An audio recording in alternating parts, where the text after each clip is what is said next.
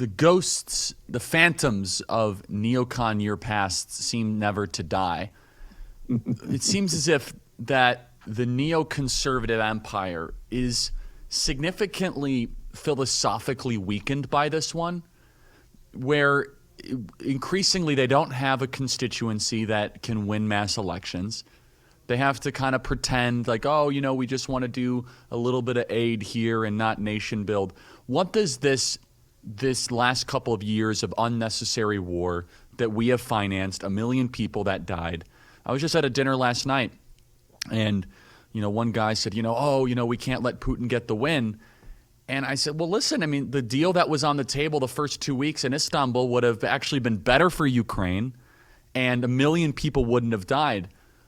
As we look at the trajectory, the philosophical trajectory of the Republican Party, what does this conflict, if any, have bearing on how we view foreign policy as a party? Yeah, it's a great lesson in how when you start putting people, as Joe Biden did, who are Russophobes in charge of Russia-Ukraine policy, that actually leads to war.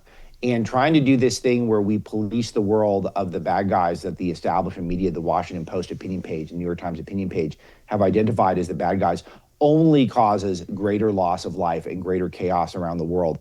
That's been one of the main legacies, is that the people who have good intentions, ostensibly, are the ones who've gotten us into the biggest trouble. So we have to stop listening to those people. And I think we have. And I think that people are understanding that America needs to be strong, which is why, Pete Hegseth, I think, is going to do a much better job recruiting. But we need to systematically dismantle the American security state, starting with America's private-public partnership with these defense contractors that are way too robust, where you've got these 4-star generals who are essentially become politicians. Sorry, it's just kind of how it is.